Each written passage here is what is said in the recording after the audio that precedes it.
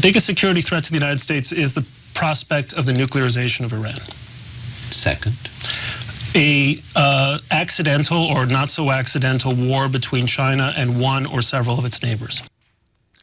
We find ourselves every day wondering what is next from ISIS, what Al-Qaeda will come up with, where the next terrorist killer carrying a bomb will walk and bring instant death.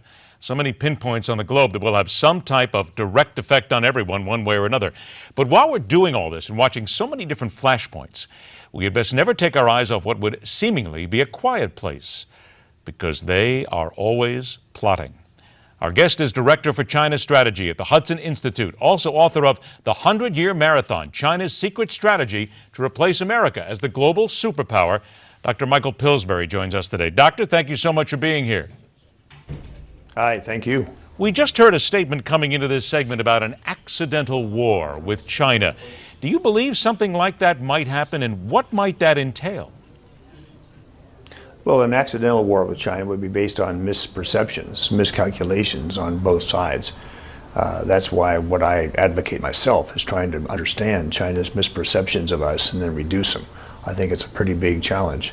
A major war has been talked about in 5 books in the last 2 or 3 years. A war with China is quite a topic for new books. And even Dr. Henry Kissinger, in his book on China 3 years ago, ends the book by talking about the chances of a major war between the U.S. and China. So this is a topic that's been kicked around.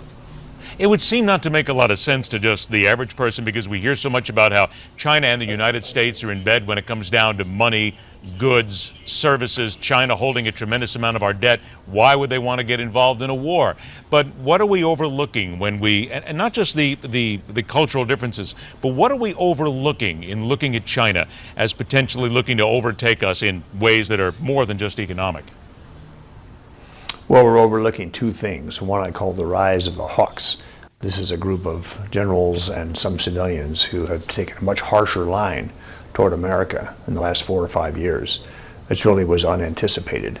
The second area is their demonization of us in their college textbooks and their internal broadcasts to each other. There's a video that came online last year, 90 minutes, about how America is out to get China in lots of different ways. So their own view of us internally, that I try to introduce in my book in their own words, their view is we are out to get them. We are out to start a war with them. And when you stir up this kind of anxiety in China at the top, I think what you do is start the prospects for accidental war. All right, I don't want to play a conspiracy here, but is there any truth to anything that, even in the smallest manner possible, that we're trying to poke them in the eye a little bit and start something? You know, it's not true. It's really quite amazing. When I watch all these videos and talk to generals over in China the last 30 years and 4 trips in the last couple of years, it's like entering an Alice in Wonderland scenario where they are certain that we're doing all these things that are sort of Cold War style, the way President Reagan brought down the Soviet Union. And I know myself, we're not. We have no such operations. CIA has not been told to overthrow the government of China.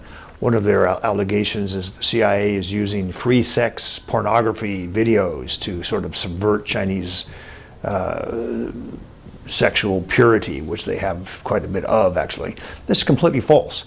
So while they conjure up this evil American strategy that they teach to their own people, and especially to their military officers, we actually are doing none of that. We have some really harmless programs. We broadcast in Mandarin for 12 hours a day on something called Radio Free Asia, where sometimes a human rights victim will read out his diary. We paid for organizations in China to protect pets or to protect wild antelopes. You know, it's really sad what they're doing, and I believe the U.S. government needs to call them on this. All right, so give them examples. Let's get to that point, please. Stop. No, let's get to that point, because I want to get down to the captive audience that's in China right now. Everything you're saying is obviously very true, and they have that captive audience here of people who only hear the government line. So if we're then trying to change that, how do we do that knowing full well that the population will never understand what our real efforts are because they're unable to hear it? Well, it's got to be done in 2 different ways. One is at the presidential level.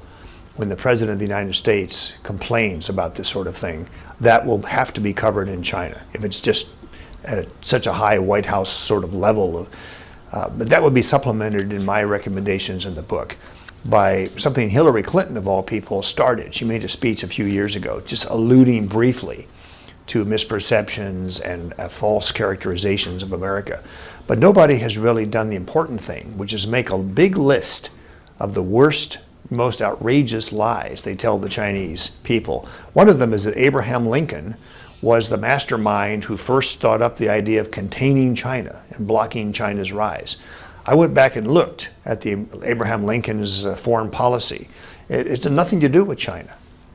Do you get the feeling with all of this that they are, and I talked about the United States basically putting a stick in their eye, that they're really doing it to us, and they want the accident to happen. They want something really odd to happen, some flip of a switch, if you will, because that really helps them in the end. Well, it would confirm their nightmares are true if we did something. In fact, even yesterday, the U.S. Air Force announced it's going to spend about $15 billion to buy a new kind of bomber that would be the successor to the B-2 bomber. And a couple of Air Force guys over the years have said we need this kind of bomber in part because of China. The B-2 can't really get into China and do what we want. So the Chinese immediately seize on this. Oh my God, America developing a new bomber to bomb China. This is an example of where they take a little bit of reality and then exaggerate it. And I think we just have to call them on it. Should we be more concerned that China, I got about a minute left here, should we be more concerned that China would be looking to A, bomb us first, or C, or B, just take us over and own us first with all the money they have? I think it's the economic challenge. It's far more important than the military challenge. In their theory, military power is only 10% of national power. They're really focused on trade, the terms of tariffs, keeping up the huge American foreign direct investment in China. We invest 20 times more in China than we do in India, a democracy. They've got a really strong strategy to try to get as much out of America as they can, and been quite successful. Even President Reagan endorsed it in the 80s. And there's no conditions on this. So one of the things I advocate in the book is it's time to have conditions on this massive assistance and good terms of trade we give to China. I want to remind everybody once again that the book is a fascinating look at what's going on between these two countries. The 100-Year Marathon, China's secret strategy to replace America as the global superpower. And Dr. Michael Pillsbury is the author. Doctor, thank you so much for joining us. Fascinating conversation. We'll do it again. Thank you. All right, take care. Oh yeah, and by the way, just don't buy made in China. Maybe that's a good place to start, right? MidPoint will continue.